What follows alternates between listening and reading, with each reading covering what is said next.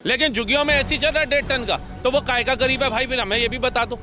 तो इन चीज़ों पे रेखा गुप्ता सरकार को सख्ती से परखना, इनको संभालना पड़ेगा, तभी दिल्ली का विकास होगा। नहीं तो दिल्ली फिर एज इट इज वैसी रहेगी जैसे पहले 4-4 हज़ार रुपये किराए पे दे दी। वो नायक पिक्चर थी ना, अनिल कपूर जी जाते हैं, वो कहता है मेरा घर हड़प लिया, वो जा करके देखते हैं जी इसने तो मुझे किराए पे दिया हुआ और खुद झुग्गी में जा करके रह रहा है। तो वही चीज़ रियलिटी में भी देखने को मिलती है। वोटर एटीएम मैंने पहले भी कहा ठीक है, किसी को पानी से पीछे नहीं रखना चाहिए, लेकिन कोशिश ये करनी चाहिए कि हर घर तक स्वच्छ जल जाए। जैसे आज से अगर हम 10, 15, 20 साल पीछे जाएं तो हर घर में इतना स्वच्छ पानी आता था, हम बचपन में मंदिर के बाहर नल लगा होता था उससे यूँ पानी पी लेते थे। लेकिन रेखा गुप्ता सरकार को ये भी सोचना पड़ेगा कि ये जो झुग्गियों में एटीएम लग रहा है, क्या ये वही झुग्गियां तो नहीं है जो पीएम आवास के तहत मकान ले चुके हैं और फिर भी इधर अपने रिश्तेदारों को बिठा करके बैठे हैं। क्योंकि अगर पीएम आवास के तहत हम मकान दे रहे हैं और उसके बावजूद भी झुग्गियों में उन्होंने अपने रिश्तेदारों को ला करके बिठा दिया, तो इस हिसाब से दिल्ली से कभी झुग्गियां मुक्त होंगी नहीं।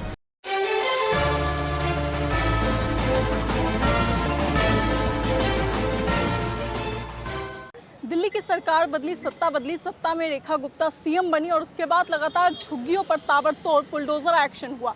लोगों ने कहा कि बीजेपी जो है वो सरकार झुग्गियों के खिलाफ है, गरीबों के खिलाफ है, और अब वही सरकार जो है वो झुग्गी वालों के लिए एक वाटर एटीएम ला रही है। जी हाँ, जिसमें एक कार्ड मिलेगा हर झुग्गी वाले को, जिसके बाद उसे लगाने के बाद 20 लीटर पीने का पानी मुफ्त मिलेगा।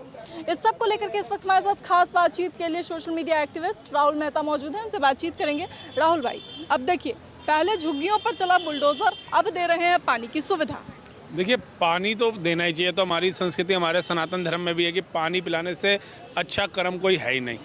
अगर आज रेखा गुप्ता सरकार पानी के वो वाटर एटीएम लगा रही है तो ये अच्छी बात है, लेकिन रेखा गुप्ता सरकार को ये भी सोचना पड़ेगा कि ये जो झुग्गियों में एटीएम लग रहा है, क्या ये वही झुग्गियां तो नहीं है जो पीएम आवास के तहत मकान ले चुके हैं और फिर भी इधर अपने रिश्तेदारों को बिठा करके बैठे हैं। क्योंकि अगर पीएम आवास के तहत हम मकान दे रहे हैं और उसके बावजूद भी झुग्गियों में उन्होंने अपने रिश्तेदारों को ला करके बिठा दिया, तो इस हिसाब से दिल्ली से कभी झुग्गियाँ मुक्त होंगी नहीं।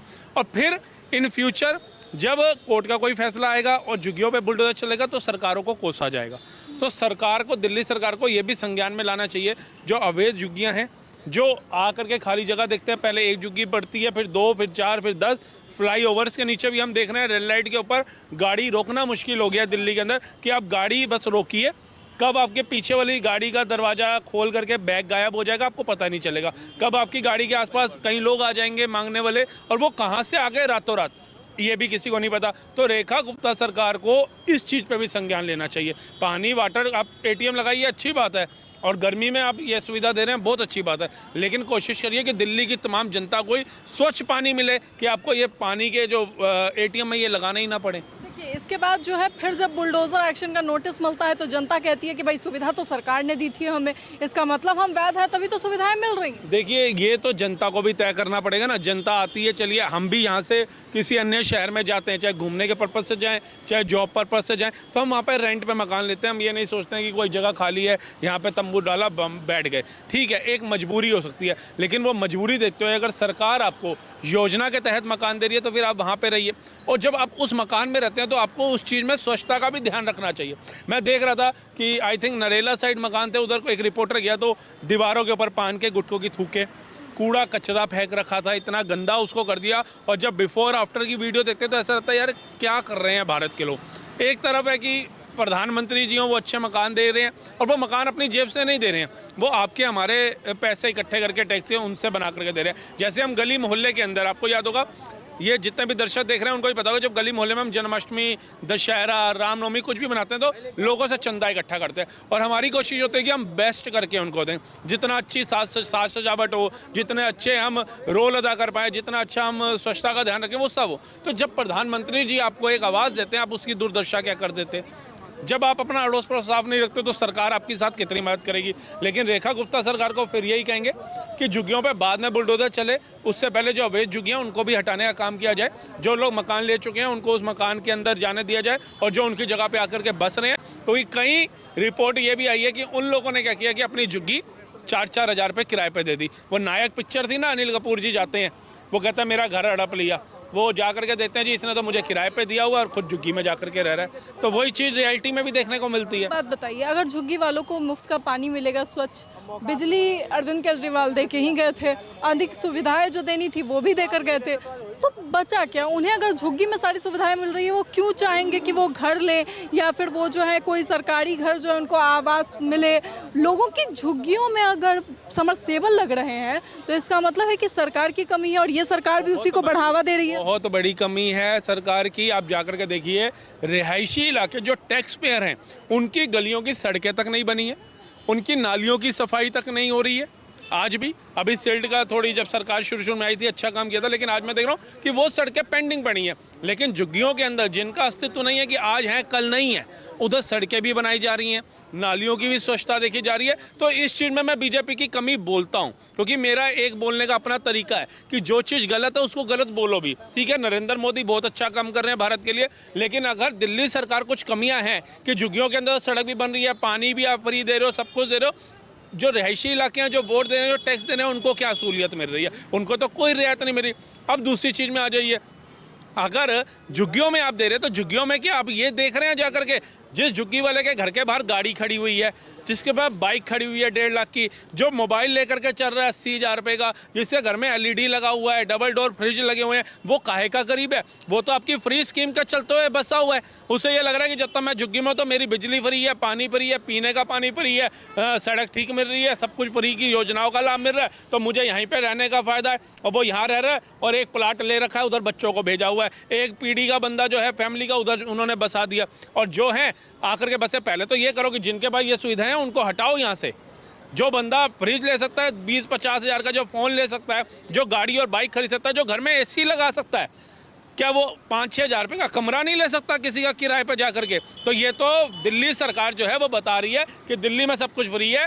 आप यूपी हैं, बिहार है, हरियाणा है, मध्य प्रदेश में है, महाराष्ट्र में है, उड़ीसा में है, त्रिपुरा में है, मेघालय में है, कहीं भी हैं आप, दिल्ली में आइए, सारी सुविधा का आपका इंतजाम है। आज के पहले कहा गया कि अरविंद केजरीवाल ने झुग्गियां बसाई, आज जो सुविधाएं दी जा रही है, अब जो प्रोवाइड की जा रही है, इसमें किसका योगदान? दिल्ली सरकार का योगदान है। देखिए, गलत को गलत बोलने से ना आपका कोई तो नहीं, जो चीज़ गलत है वो गलत है। झुग्गियाँ इससे बसाई जा रही हैं, गरीबों को गरीब बनाया जा रहा है, उन्हें ये एहसास दिलाया जा रहा है कि तुमने गरीब बन के ही रहना है तभी तुम्हारा फायदा होगा, तुमने अनपढ़ रहना है तभी तुम्हारा फायदा होगा। और ये अनपढ़ और गरीब रहेंगे, ये वही रणनीति है जो विपक्ष की थी। 60 साल राज किया उन्होंने, गरीबों को गरीब बना करके, अनएजुकेटेड रख करके, ताकि हमारा वोट बैंक बना रहे। अगर दिल्ली राजधानी में PM आवास बनने के बाद भी झुग्गियों की तादाद कम नहीं हो रही है तो वो विफलता होगी दिल्ली सरकार की। वो विफलता विपक्ष की नहीं है, वो विफलता आम नागरिक की नहीं है दिल्ली के। अगर PM आवास मिलने के बाद, AC फ्रिज गाड़ियां रखने के बाद झुग्गी वाला झुग्गी में रह रहा है, तो ये तो मैं कहूँगा विफलता है दिल्ली सरकार, रेखा गुप्ता सरकार की। कैसे जो है इन झुग्गियों को स्वच्छ बनाया जाएगा? मतलब दिल्ली को झुग्गी मुक्त कैसे बनाएगी सरकार अगर इसी तरीके से स्कीम्स देते रहेगी? तो नहीं होगा। आप आइए, एक काम करिए, अब केजरीवाल जी आएंगे इलेक्शन में, वो कहेंगे मैं ये सब कुछ करूंगा, कांग्रेस आएगी मैं ये सब करेगा, कोई भी नहीं। सबको पता है कि एक झुग्गी के अंदर 10,000 वोट होता है, एक सोसाइटी के अंदर 1500 से 2000 वोट होता है। तो ये 1500-2000 वोट के लिए हमने सड़क क्यों बनानी है करोड़ रुपए की? ये झुग्गी वालों की फैसिलिटी बढ़ाओ और इनको मूर्ख बनाओ, इनको फैसिलिटीज दो और इनको मूर्ख बना करके इनसे टैक्स का पैसा लो, इनको विपरीत में कुछ मत दो। एक नजफगढ़ ड्रेन चल रहा है और काफ़ी सालों से चल रहा है और कई सरकारें आई गई, शीला दीक्षित जी के टाइम पे भी हुआ था कि उसको ढक दिया जाएगा, उसे बंद कर दिया जाएगा, क्योंकि उसके अंदर से जो गैस निकलती है वो जानलेवा गैस है, वो लोगों का शरीर खराब कर रही है। रेखा गुप्ता को इन चीज़ों पे काम करना चाहिए कि इधर अगर रोड बना दोगे तो एक सड़क से सड़क जुड़ जाएगी। दिल्ली वैसे ही ट्रैफिक में जूझता है, निजात मिलेगी। आप जा करके देखिए, दिल्ली यूनिवर्सिटी पर एक नाला बह रहा है, वो नाला ऐसा नाला है कि उसके आसपास लोग रह रहे हैं, करोड़ों की प्रॉपर्टी है, टैक्स पेयर हैं वो लोग भारत दिल्ली के, लेकिन उनको सुविधा कुछ नहीं है। अगर दिल्ली सरकार उसको ढकने का काम आज शुरू कर दे, मत दो ना फ्रीज, क्या जरूरत है? मैं अभी भी आपको बता रहा हूँ, दिल्ली के अंदर मैं आपको बताता हूँ, लिख के देता हूँ, दिल्ली में कोई भूखा तो नहीं सो सकता। गुरुद्वारा साहिब 24 घंटे चल रहे हैं लंगर के लिए, आए दिन हिंदू सनातनियों के पर्व आते हैं, भंडारे लगे होते हैं, सरकार 80 करोड़ वैसे राशन दे रही है। उसके बाद भी अगर झुग्गियाँ हैं, और झुग्गियाँ वो झुग्गियाँ जिनमें AC लगा, मतलब मिडिल क्लास के घर में AC नहीं है, उसका बाप कह देता है AC बंद कर दे, बिल आ जाएगा, तेरा बाप देगा। लेकिन झुग्गियों में AC चल रहा है 1.5 टन का, तो वो काय का गरीब है भाई? फिर मैं ये भी बता दूँ। तो इन चीज़ों पे रेखा गुप्ता सरकार को सख्ती से परखना, इनको संभालना पड़ेगा, तभी दिल्ली का विकास होगा, नहीं तो दिल्ली फिर एज इट इज वैसी रहेगी जैसे पहले थी। वाटर टैंक सिस्टम को कैसे देखते हैं? Water ATM? वोटर एटीएम मैंने पहले भी कहा ठीक है, किसी को पानी से पीछे नहीं रखना चाहिए, लेकिन कोशिश ये करनी चाहिए कि हर घर तक स्वच्छ जल जाए। जैसे आज से अगर हम 10, 15, 20 साल पीछे जाएं तो हर घर में इतना स्वच्छ पानी आता था, हम बचपन में मंदिर के बाहर नल लगा होता था उससे यूँ पानी पी लेते थे, घरों में पानी पी लेते थे। लेकिन कहीं ना कहीं एक ऐसी सरकारें आई जिन्होंने पानी वालों से साठगांठ करी और हर एक बंदे को डर डाल दिया कि अगर नलके का पानी पियोगे तो बीमार पड़ जाओगे, लेकिन फिल्टर वाला पानी जिसके अंदर सारे मिनरल्स खत्म हो चुके हैं वो पियोगे तो स्वच्छ रहोगे। हार्ट अटैक लोगों को आ रहे हैं, शरीर खराब हो रहे हैं लोगों के।